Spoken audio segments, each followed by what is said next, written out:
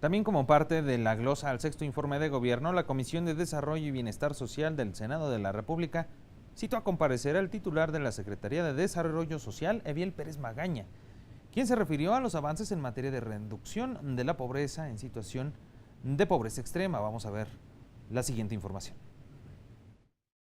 Entre 2012 y 2016, 2.2 millones de mexicanos superaron la pobreza extrema, la que más indigna y lastima el tejido social. Las 6 carencias sociales que mide el Coneval están en su mínimo histórico. Destacan los 6.2 millones de personas que ahora cuentan con servicios de salud. Bueno, Pérez Magaña destacó que la política social tuvo impacto positivo en todo el territorio nacional y sostuvo que la administración saliente entregará un mejor país. El proyecto social del presidente Enrique Peña Nieto permitió construir una nueva generación de mexicanas y mexicanos más sanos, mejor alimentados, más educados y más preparados. Él, en su informe, es el primero en decirlo. Falta mucho por hacer, pero hoy tenemos una generación con capacidades y conocimientos para insertarse al progreso. Bueno, ya durante los puntos de vista de los grupos parlamentarios, el senador Raúl Bolaños Cacho Cue, coordinador del Grupo Parlamentario del Partido Verde, sostuvo que México va en la ruta correcta, pues entendió que direccionando los esfuerzos de las distintas dependencias de gobierno, las personas en situación de pobreza podían mejorar sus condiciones de vida. En su opinión personal, ¿qué se debe de hacer para darle continuidad a todo este gran esfuerzo que el día de hoy estamos haciendo legisladores, gobiernos estatales, gobiernos municipales, para que la estrategia nacional, para que la ENI pueda seguir siendo la hoja de ruta que nos lleve a que más mexicanos vivan en mucho mejores condiciones? Desde la tribuna, el senador Joel Padilla Peña del PT sostuvo que el gobierno federal deja un gran pendiente en materia de desarrollo social. De acuerdo con el Consejo Nacional de Evaluación de la Política de Desarrollo Social, de cada 10 acciones que aplicó el gobierno para reducir la pobreza, dar acceso a las personas más desposeídas a servicios básicos en la vivienda, recuperar el ingreso, combatir el rezago educativo, dotar de servicios básicos de salud a las familias y garantizar acceso a la alimentación, 4 se cumplieron y 6 están en peligro de naufragar. La senadora Verónica Delgadillo García de Movimiento Ciudadano sostuvo que la Sedesol debería ser un pilar para el desarrollo de México. Sin embargo, lo fue, pero en materia de corrupción. Ha sido un pilar para que ellos puedan cometer actos de corrupción, para que los maestros de las estafas pudieran robarse a muchas luces y de muchas formas el dinero de la gente y salirse con la suya. Miren, para darnos una idea de esto, la Secretaría de Desarrollo Social está involucrada con la desaparición de al menos 2.224 millones de pesos con la estafa maestra. El grupo parlamentario del PRI, en voz de la senadora Vanessa Rubio Márquez, cuestionó la Estrategia Nacional de Inclusión, la cual dijo ha generado mayor acceso a los derechos sociales básicos, aunque reconoció que hay pendientes en desarrollo social. Nos hace falta, por ejemplo, que Coneval mida desigualdades, algo en lo que podemos trabajar los próximos meses aquí desde el Senado y en conjunto con la Secretaría de Desarrollo Social. Se miden otros indicadores, pero no se mide el factor de desigualdad. Sin duda tenemos que medir mejor sabiendo exactamente quiénes tienen qué carencias y contar con información más pulida. La senadora de Acción Nacional, Indira de Jesús Rosales San Román, cuestionó al funcionario sobre la realización de una gran base de datos de beneficiarios de programas sociales. Finalmente es un trabajo que todavía faltaría por hacer, se tiraría a la borda desde la perspectiva de usted con la elaboración de este nuevo padrón único de beneficiarios, o consideraría que se debe de ocupar un CICI y un CIFODE para la política social de los siguientes 6 años. Y segundo, me gustaría también preguntarle para usted cuál sería la relevancia que tiene la separación que usted bien mencionó, Liconza y Diconza. El grupo parlamentario Morena cuestionó al funcionario sobre actos de corrupción en el gobierno actual. El senador José Luis Pech Vargas señaló que la actual administración será recordada más por actos de corrupción que por los avances en el desarrollo del país. afirmó que más de 50 millones de mexicanos en pobreza no enorgullecen a nadie. Nos explique por qué 3 empresas ligadas a usted y a sus familiares recibieron entre 2014 y 2017 contratos por un monto de 500 millones de pesos en un acto claro de favoritismo. Por lo menos, este es un grave conflicto de intereses, señor secretario. Para que no haya ninguna duda, me refiero a la nota que publicó el diario Reforma y donde se refiere a las empresas constructora y arrendadora de la Cuenca y de construcciones civiles y asesoría técnica, operada por su hermano. Bueno, el funcionario respondió los cuestionamientos de las y los legisladores en temas como la atención a la población indígena. Afirmó que 1 de cada 3 pesos del presupuesto de Sedesol son destinados a estas comunidades. Pérez Magaña recordó que la cruzada contra el hambre no ha dejado de operar y afirmó que la dependencia a su cargo es la más auditada. Además, habló sobre los nuevos sistemas de información en la Sedesol. Se crea el Sistema de Información Social, SISI. Este sistema, un proyecto que cuenta con el apoyo técnico y financiero del Banco Mundial. Hemos tenido el apoyo permanente, acompañamiento en todo momento por parte de ellos, donde ahora podemos identificar a los hogares con las condiciones socioeconómicas en que se encuentran, de acuerdo al Coneval. Sabemos hoy quiénes son, dónde están, los tenemos prácticamente georreferenciados. Mis hermanos, ya los 2 son mayores de 50 años. Sus empresas tienen, como ciudadanos, tienen derecho a tener empresas que trabajan desde ya más de 20 años, por cierto, 25 años. En 2001, antes de ser presidente municipal, me desligué totalmente de todas y cada una de estas empresas. Durante mis 17 años como servidor público en los 3 niveles de gobierno, no se me ha instruido procedimiento alguno. Y bueno, seguiré comentarle que el órgano interno de control de la Sedesol indicó una investigación sobre los dichos señalamientos, emitiendo acuerdo de archivo por falta de elementos. Vamos a una pausa. Cuando regresemos, exhortan a la Secretaría de Gobernación para que fortalezca las medidas de atención a la caravana de migrantes. Volvemos.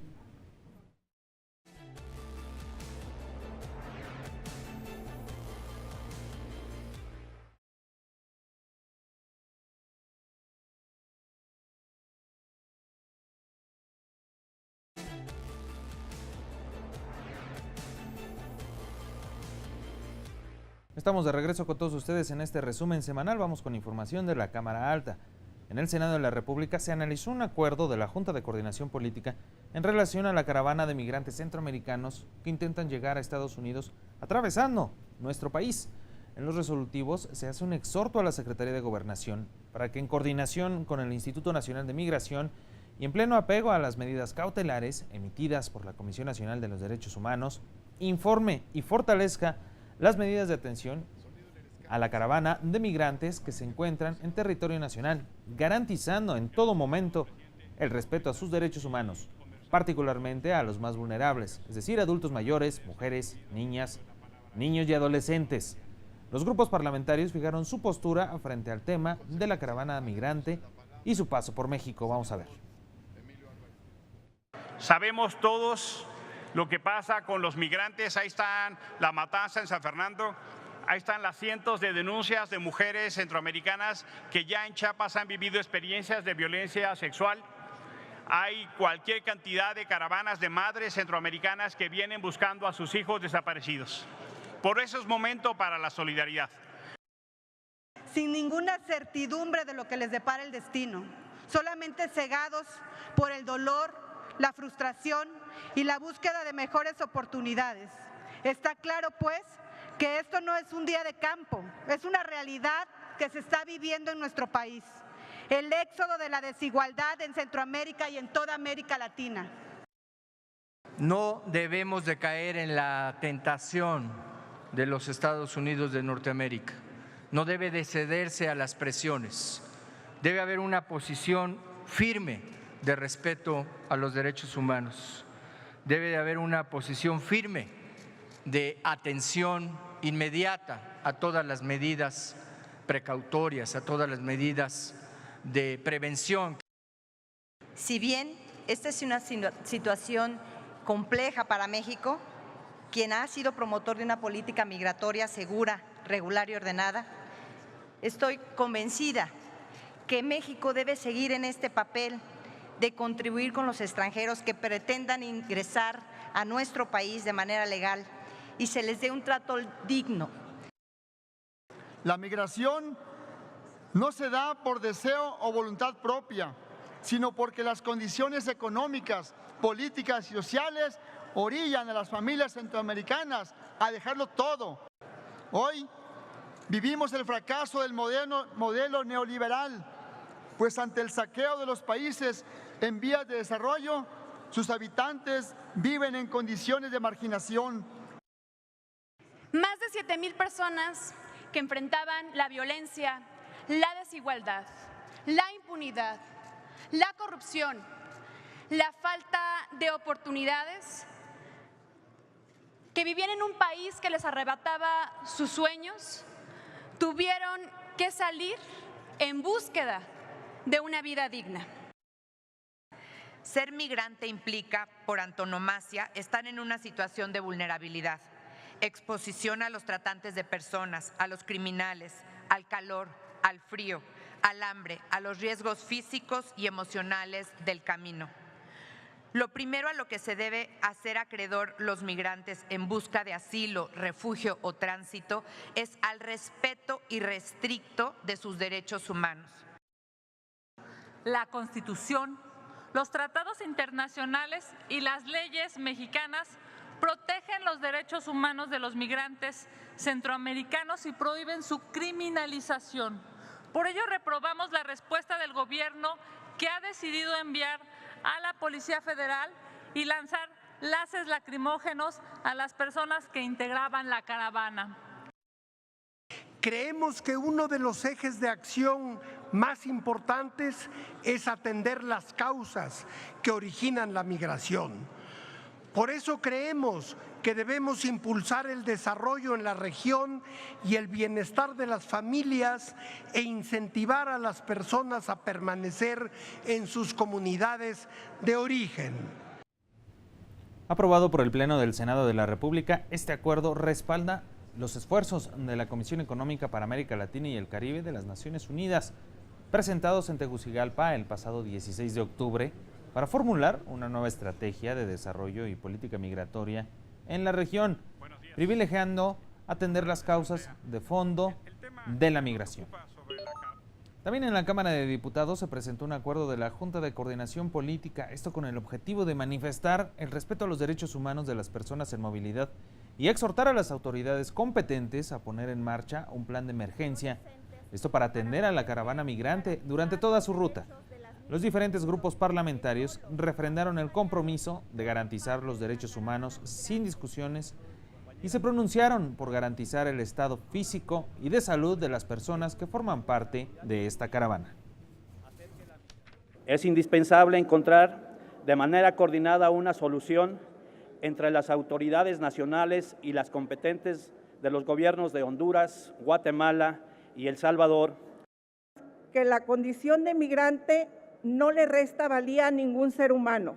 Por lo tanto, las autoridades mexicanas tienen la obligación de dar un trato humanitario para que bajo ninguna circunstancia se afecte su integridad y libertad. Creemos firmemente que todas las personas, prescindiendo de su nacionalidad o circunstancia de vida, tienen los mismos derechos a la vida digna, al respeto, al trabajo, a la inseguridad.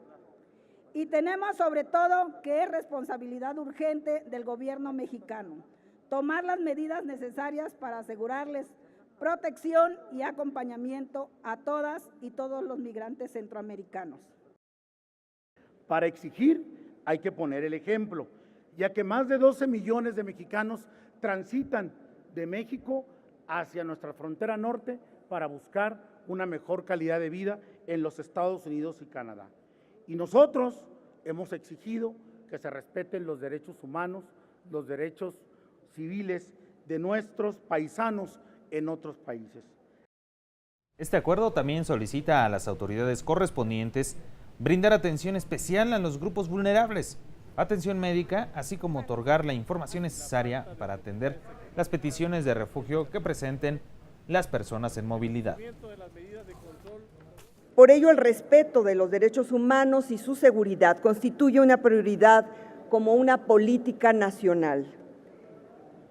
Se ha dicho que México no solamente es país de tránsito, de destino, también de origen, de retorno.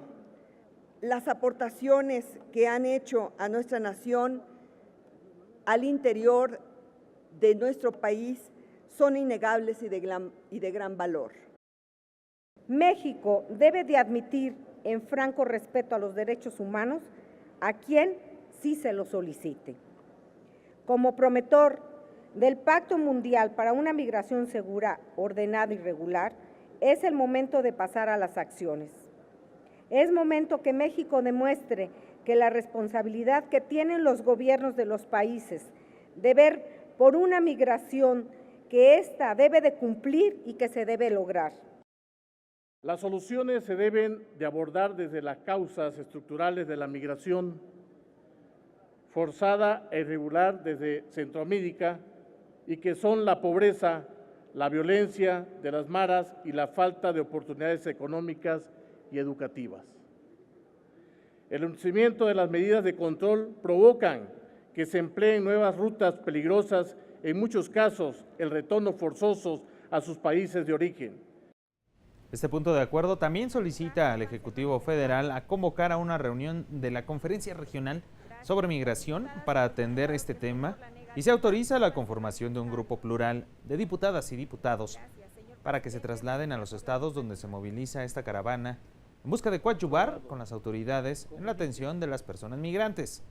Al término del debate en la tribuna y desde sus curules, el Pleno de la Cámara de Diputados avaló este punto de acuerdo en votación económica. Así llegamos al final de esta semana en el Congreso. Les recuerdo nuestras diferentes redes sociales. @NoticiaCongreso por Twitter, Canal del Congreso por Facebook y YouTube. Nuestra aplicación para cualquier dispositivo móvil, Canal del Congreso. De esta manera usted podrá estar en contacto permanente con nosotros y también estar atento a todo el trabajo legislativo de ambas cámaras del Congreso de la Unión. A nombre de todo el equipo que hace posible este espacio, yo le doy las gracias por su preferencia. Cuídese mucho, sea feliz. Hasta pronto.